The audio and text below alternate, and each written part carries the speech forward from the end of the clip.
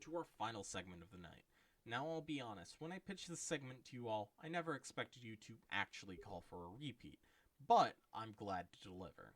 Returning from the very grave itself, we've got Crypt Watch, the only show I make that delves into the depths of horror and gore until we're all screaming for more.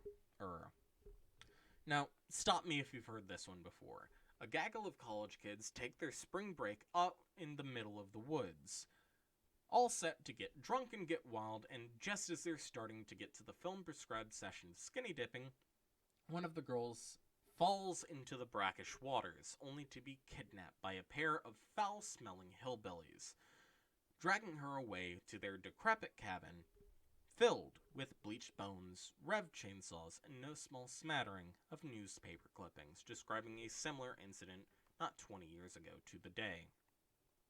Now, you'd be right to grasp for associations amongst the macabre, conjuring images of leather-clad faces and nights upon the shores of Eden Lake. Our movie, however, finds itself played much more for laughs than it does for screams. Tucker and Dale vs. Evil is a wonderful 2010 black comedy horror film, directed and written by Eli Craig, who went on to release the film onto the film festival circuit, showing itself just about anywhere that would have it.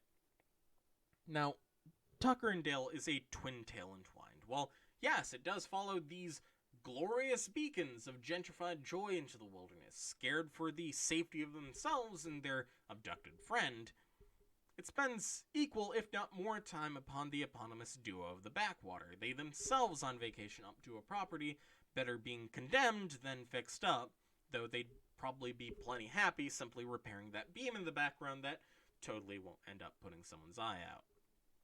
I swear, folks, no jokes aside, there is a cut of this film, short as it may be, that you could convince someone was meant to be a horror proper.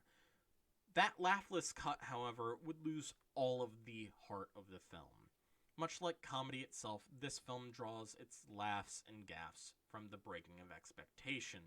Its punchlines simply come with a burst of crimson-colored corn syrup rather than confetti.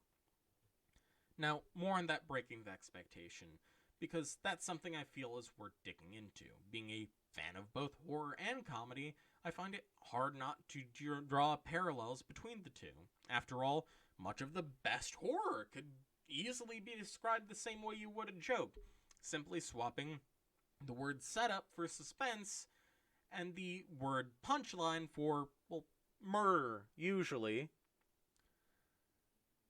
And when you think about it, what is a joke if not a mundane perversion of the expected or familiar? Much like horror is a more horrific perversion of the same expected or familiar. And doubling down, honestly, what better place is there to seat your comedy than in horror? What genre has a better, more vivid library of tropes and familiar cliches ready to be turned on their head for the sake of laughs? Look at hillbilly horror, for instance. The disfigured guy with a chainsaw, he just got stung by bees, dummy. That strange fellow with a scythe cackling through a forced smile, he just wanted to offer your friend a drink and lost his nerve. Your friend is getting wood chipped and getting his blood on you? Why the hell did he do a running dive into it in the first place?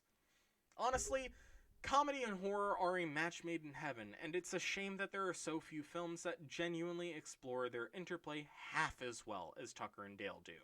Please, for all that is unholy, watch this film. Well, that's all we have for tonight. But next week, come with me as we visit another classic of the horror comedy genre, when there's panic in the streets of London, in Shaun of the Dead.